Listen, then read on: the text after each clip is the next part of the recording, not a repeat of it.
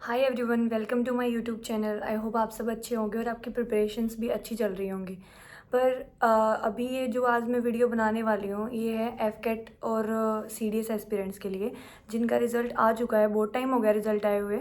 कुछ बच्चे शायद एसएसबी अपना दे के भी आ चुके हैं, एएफएसबी स्पेसिफिकली। बट अगर जो नहीं दे के आए हैं और अब वो वीडियो देख रहे हैं तो उनके लिए ये वीडियो काफ़ी बेनिफिशियल होने वाली है।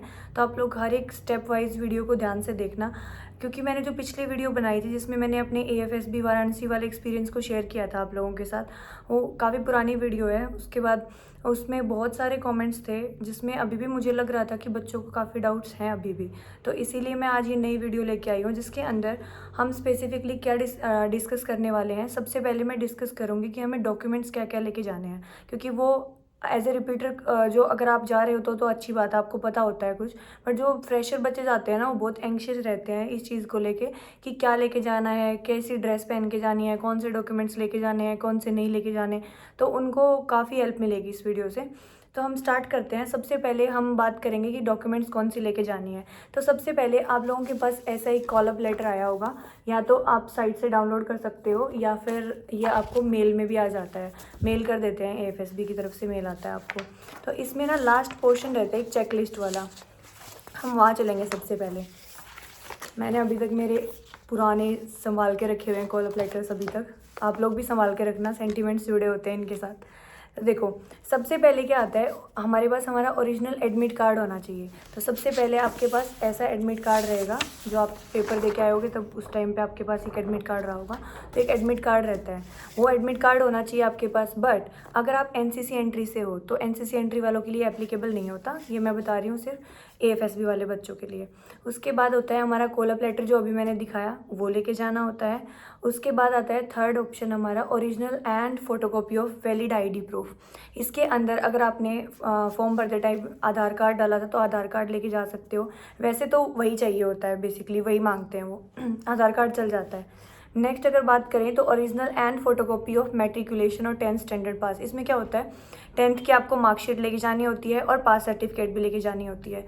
अगर आप सीबीएसई स्टूडेंट हो तो उनकी तो कंबाइंड आती है, एक इतनी बड़ी सी सर्टिफिकेट आती है आपकी 10th क्लास की, जिसके अंदर दोनों रहते हैं। कौन कौन से, ये आपके मार्कशीट भी होती है उसी के अंदर, वो ही पास सर्टिफिकेट एक ही मानी जाती है।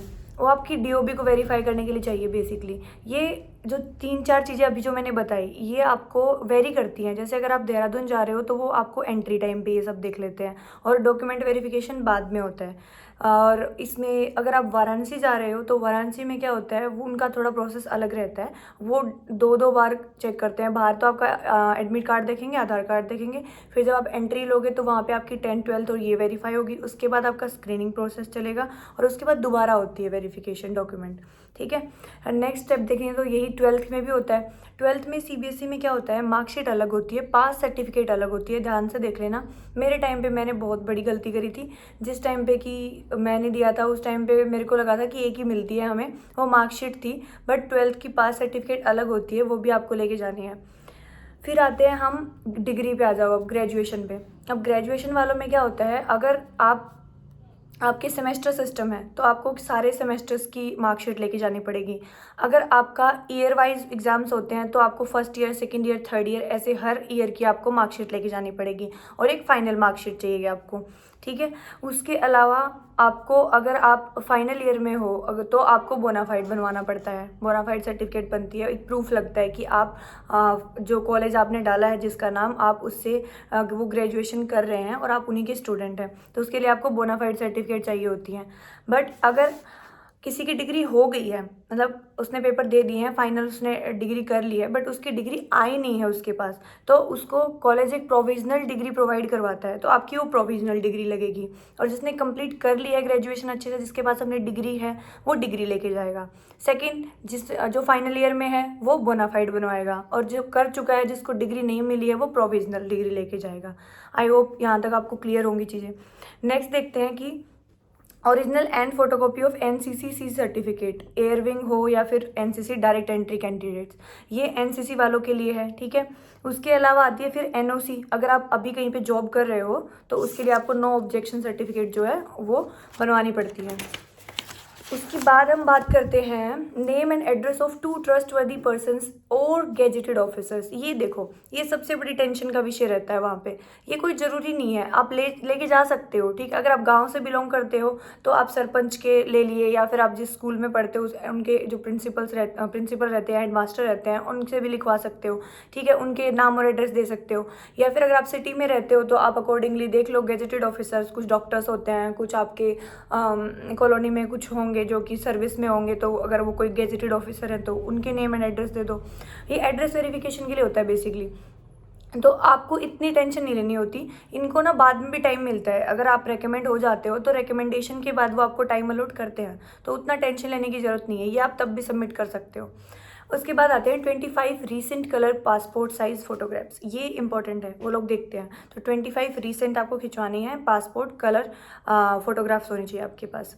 उसके बाद कुछ फॉर्म्स हैं, जैसे कि ये आपको ना वो वहाँ पे भी प्रोवाइड कर देते हैं, बट आपको रिस्क क्यों लेना, आप घर से ही लेके जाओ, क्योंकि वो आपको मेल कर देते हैं ये सारे फॉर्म्स। A4 साइज़ में निकलवाने होते हैं आपको ये चीज़ें, और वो आपको आराम से मेल करेंगे। तो आप अभी भर लो उनको अच्छे से, क्योंकि वहाँ पे फिर भगदड़ मचती है। भरवा तो वो भी देते हैं। उसमें आते हैं हमारे डिक्लेरेशन फॉर्म। एक होता है डिक्लेरेशन फॉर्म, दूसरा होता है कि भाई अगर कल को अगर आप मान लो आपको चोट लग गई ड्यूरिंग SSB, कोई भी आपको इंजरी हो गई, तो उसके लिए बोर्ड रिस्पॉन्सिबल नहीं होगा, वो आपका खुद का रिस्पॉन्सिबिलिटी है, ठीक है। दूसरा है कैंडिडेट क्वेश्चनेयर। कैंडिडेट क्वेश्चनेयर कुछ इस टाइप का दिखता है, ये देखो।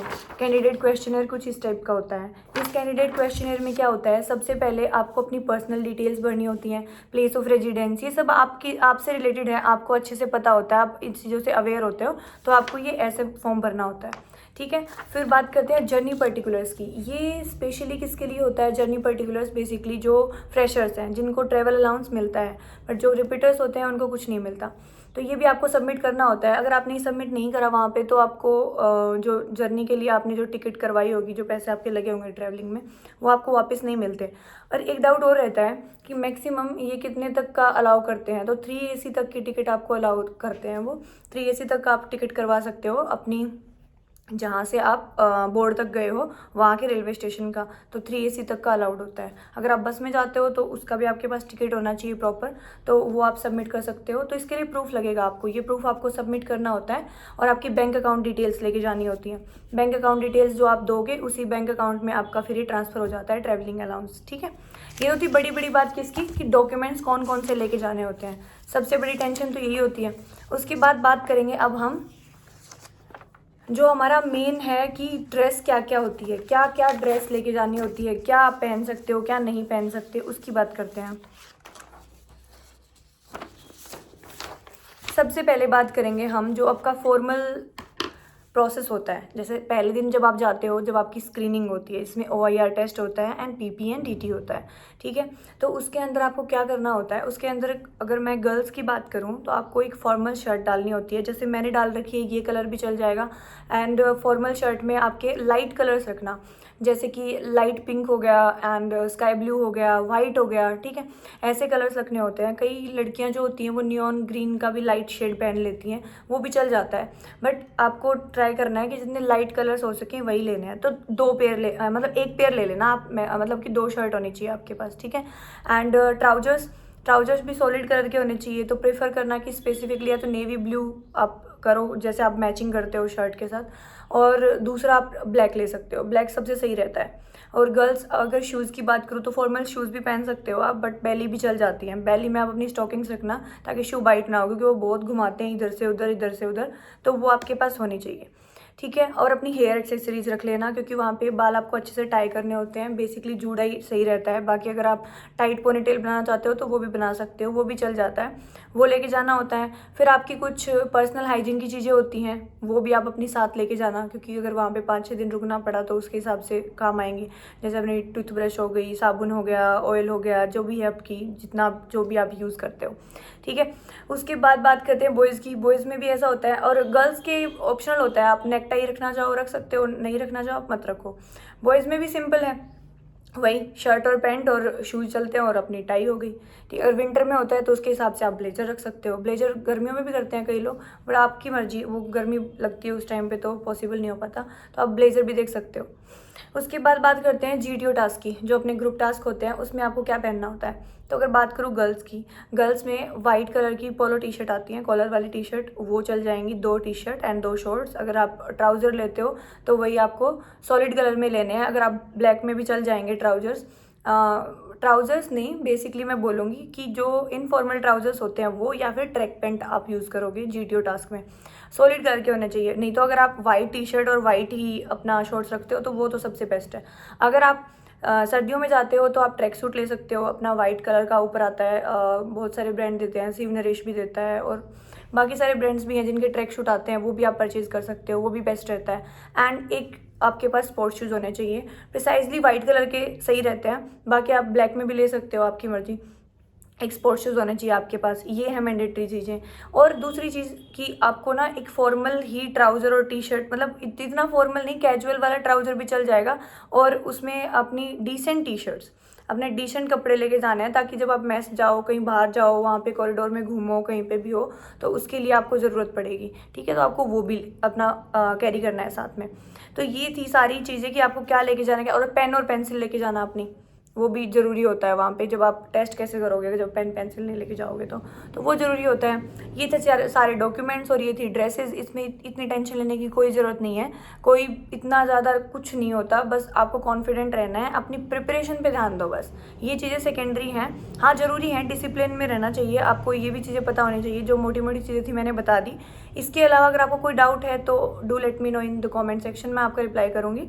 इसके बाद हम अलग से वीडियो बनाएंगे, क्योंकि ये बहुत लेंदी हो जाएगा, नहीं तो नेक्स्ट वीडियो हम बनाएंगे कि स्क्रीनिंग में आपको क्या टिप्स एंड ट्रिक्स दिमाग में रखनी चाहिए, आप कैसे स्क्रीनिंग पास कर लोगे, क्योंकि उसके बाद तो कॉन्फ्रेंस तक जाना ही है फिर, अगर एक बार स्क्रीनिंग हो गए तो। बट अगर आउट हो गए तो दर्द भी बहुत होता है। तो इसलिए, क्योंकि मैं आज तक जितने मैंने SSB दिए, मैं एक बार भी स्क्रीन आउट नहीं हुई, तो मैं आपसे अपनी टिप्स एंड ट्रिक्स शेयर करूँगी जो आपको काम आ सकती हैं। सो आज की वीडियो में इतना ही। अगर आपको वीडियो पसंद आई तो लाइक और शेयर कर देना, ठीक है। Bye bye, all the best.